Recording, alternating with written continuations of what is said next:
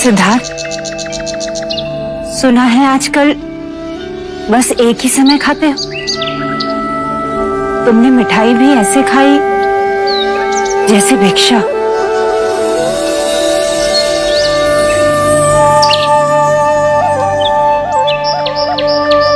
मैं भिक्षा भी ऐसे ग्रहण करता हूँ जैसे मिष्ठान। माँ, यदि भोजन पूर्ण ध्यान पूर्वक करें तो भिक्षा और मिष्ठान का अंतर समाप्त हो जाता है। अरे सत्य तो कहा, भिक्षा से मांगी हुई चीजों में रुचि अरुचि कैसी? बस सत्य भाव से खाना चाहिए। जय सिद्धार्थ, जय सिद्धार्थ, आप आ गए। नंद, चरण स्पर्श करो। अब ये केवल तुम्हारे ज्येष्ठ नहीं, बुद्ध भी है।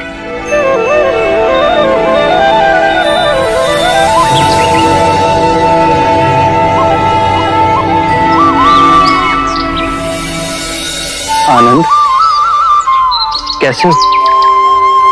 सिद्धार्थ, अब हमें भी तुम्हें बुद्ध कहने का प्रयास करना होगा। काल का चक्र देखो, अब तुम हमारे होकर भी हमारे नहीं। मैं इस मार्ग पर चल सका, उसके लिए मैं इस परिवार की 3 स्त्रियों का बहुत आभारी हूं। माँ, आपने कष्ट, त्याग सब किया। अपने ममता की शीतल छाया का आंचल मेरे सिर पर रखा। इस मार्ग पे आपका आशीर्वाद हमेशा मेरे साथ था। बहुत बहुत आभार।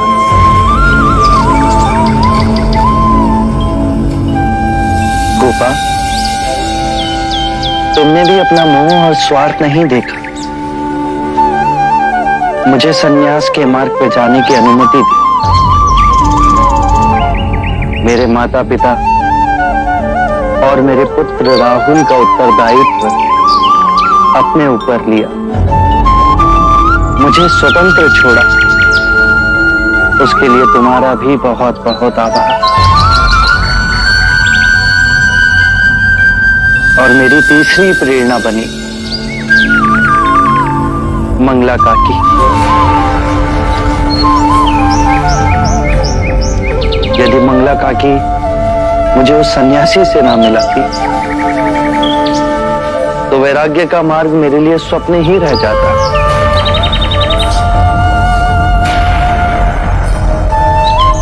मंगला काकी ने मुझे वास्तविक संसार दिखाया, जो दुख और पीड़ा से भरा है। और उन्हीं के कारण मेरे हृदय में प्रश्न उठे, जिनका उत्तर खोजना मेरे जीवन का लक्ष्य बना।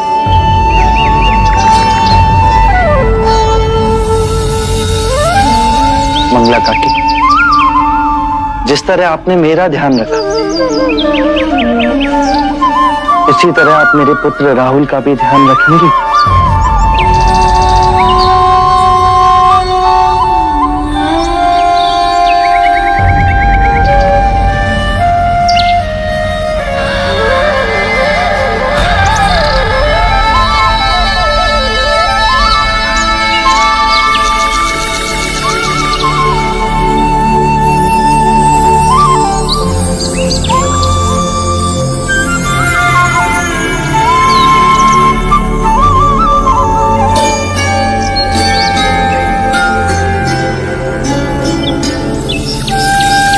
अब आप सब मुझे आज्ञा दें। मुझे निगरोध वन की ओर प्रस्थान करना है।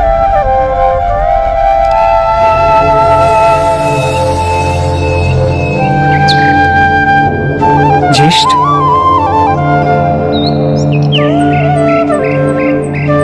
क्या हम आपके साथ निगरोध वन में रह सकते हैं? आपने जो परम सत्य पाया, क्या आप हमें उसके दर्शन कराएंगे? अवश्य।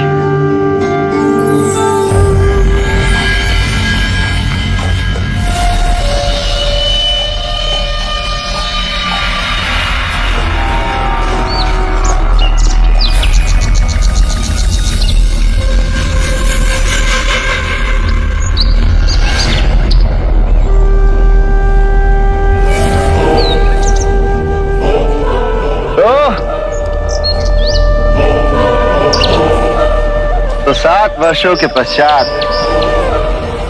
ये पाया तुमने, हाँ? ये भिक्षा का झूला, खुरदरा वस्त्र, नग्न पांव और अपने जैसे भगोड़ों का साथ। वो का है? भिक्षाम देहि। देवदत्त, विवेक से बात करो। ये अब सिद्धार्थ नहीं रहे, ये बुद्ध है। इनके कोटि कोटि अनुयायी है जो इनकी वाणी को दसों दिशाओं में फैला रहे हैं। अच्छा, तो बुद्ध जी अपने ज्येष्ठ के एक प्रश्न का उत्तर दीजिए। 7 वर्षों तक आपने पाया क्या?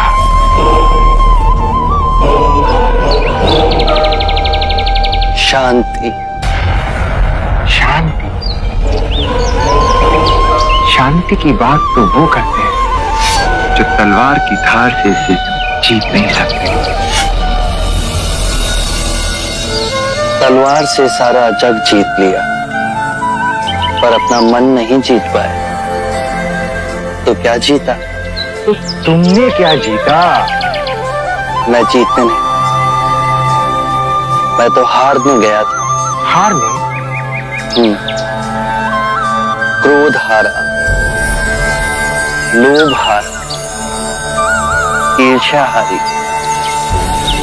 वैमनस्य हारा। अब हारने को शेष बचा ही क्या था? तो परम शांति को उपलब्ध हुआ। अच्छा, तो तुम ये कहना चाहते हो कि तुमने शांति को पा लिया और मैं क्रोध को पाल रहा हूं, हाँ? ये तुम कह रहे हो, तुम्हारा अपना क्रोध ही तुम्हें पीड़ा देगा। मैं केवल विवाद कर रहा हूं।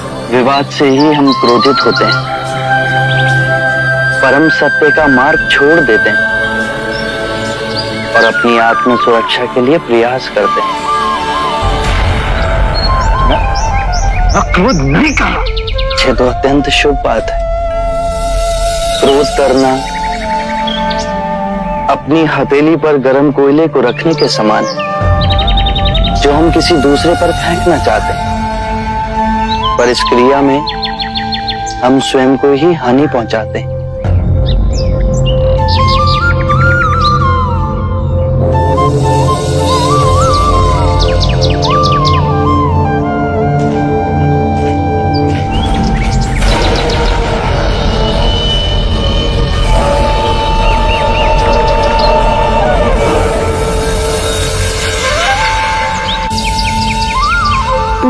मेरे पिताजी जैसा कोई नहीं। इस पूरे कपिल वस्तु में वो सबसे भिन्न है। तो कैसे? राजमहल वालों जैसे नहीं है वो।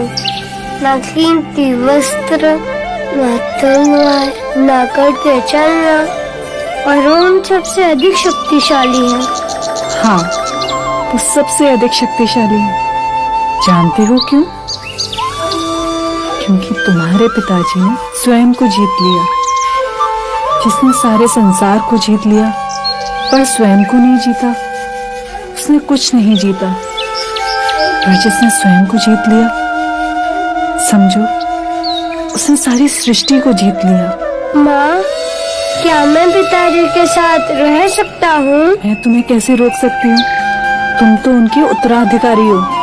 उत्तराधिकारी वो क्या होता है? जब पिताजी से मिलोगे तो उन्हीं से पूछ लेना, और जो भी तुम्हारे मन में आए स्वयं मांग लेना। माँ, कल चलेंगे पिताजी से मिलने? हाँ।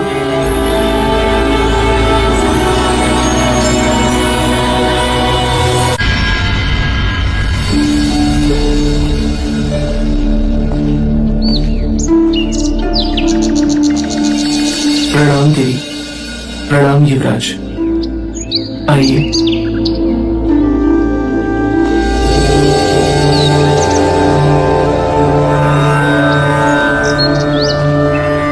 पिताजी, पिताजी।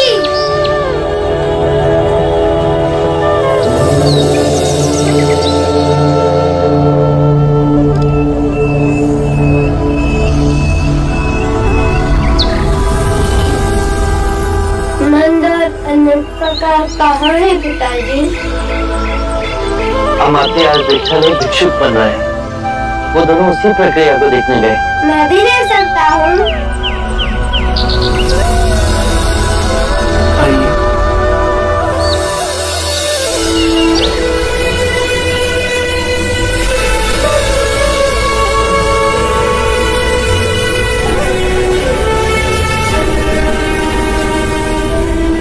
यशो, तुम सुख त्याग सादा जीवन मेरे कारण तो व्यतीत नहीं कर रही हो। मैं आपकी अर्धांगिनी हूँ, तो जो आपका धर्म वो मेरा धर्म। किसी और के धर्म और मार्ग को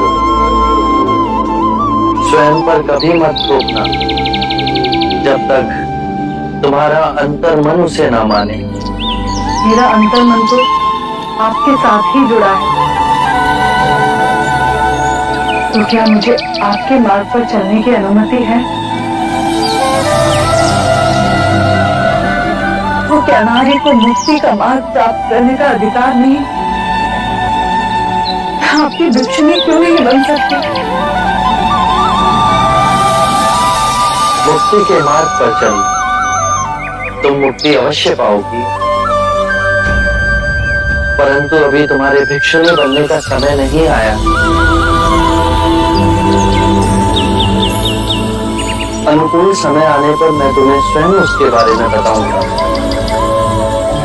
अभी तुम यहाँ नहीं ठहर सकती।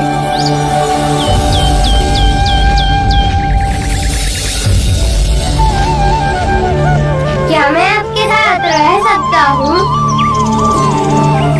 मैं जानता था आप मुझे अनुमति दे देंगे। मैं आपका उत्तराधिकारी होंगी।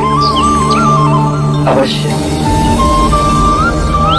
सही समय आने पर मैं तुम्हें तुम्हारा उत्तराधिकार अवश्य दूंगा। ज्येष्ठ, क्या मैं दीक्षा ले सकता हूँ? भिक्षु बन सकता हूँ?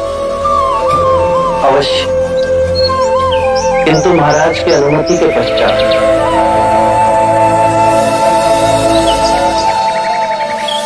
नंद में संकल्प शक्ति का अभाव है, जो जीवन के किसी भी निर्णय को लेने के लिए आवश्यक है, चाहे वो राजा बने या भिक्षु। सत्य पहचाना। नंद ने भिक्षु बनने की इच्छा प्रकट की। यदि आपकी आज्ञा हो तो उसे एक महासंघ में रहने दें। वो भिक्षु जीवन जिएगा, नियम और प्रशिक्षण में बंधेगा, तो उसमें संकल्प शक्ति का उदय होगा। यदि वो केवल प्रभावित होकर भिक्षु बनना चाहता है, तो एक माह भी संघ में नहीं रह पाएगा। पर इस समय साधना और अभ्यास से उसमें स्पष्टता का भाव जागेगा और दृढ़ता का विकास होगा।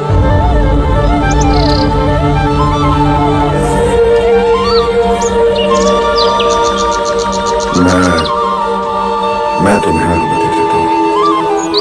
एक बात और पिताजी,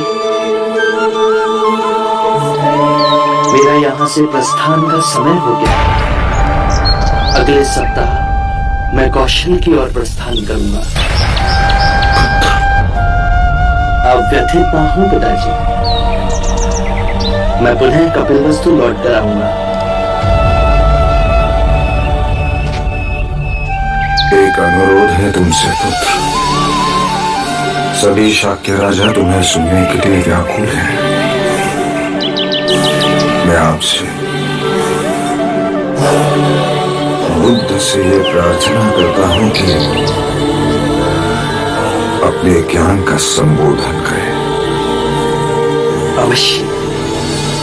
बुद्धं शरणं गच्छामि धम्मं शरणं गच्छामि धम्मं शरणं गच्छामि संघं शरणं गच्छामि संघं शरणं गच्छामि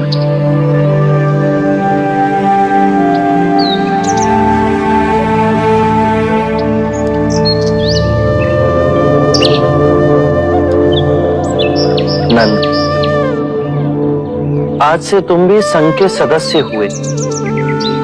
आज से तुम अष्टांग मार्ग का पालन करोगे। ध्यान में मध्य में स्वयं को केंद्रित करोगे। भिक्षा पात्र ले सभी भिक्षुओं की तरह आज से तुम भी भिक्षाटन करोगे। मैं पूर्ण प्राण लगाकर ध्यान उपलब्ध करूंगा और केवल आपके बताए हुए मार्ग पर ही चलूंगा। पिताजी, अब नंद काका सदैव आपके पास ही रहेंगे, तो मुझे भी दीक्षा दे दीजिए। तुम्हें भी दीक्षा दी जाएगी। तुमने मुझसे अपना उत्तराधिकार मांगा था, अब उसे देने का समय आ गया है। बुद्ध, इस अबोध बालक को हम भिक्षु कैसे बना सकते हैं? राहुल को अभी केवल दीक्षा के लिए तैयार होने का अभ्यास कराया जाएगा। जब ये बड़ा हो जाएगा तो इसे पूर्ण दीक्षा दी जाएगी। अभी केवल उसे नवदीक्षित की प्रतिज्ञा मात्र ही लेनी। मैं राहुल को स्वयं नवदीक्षित की प्रतिज्ञा दूंगा।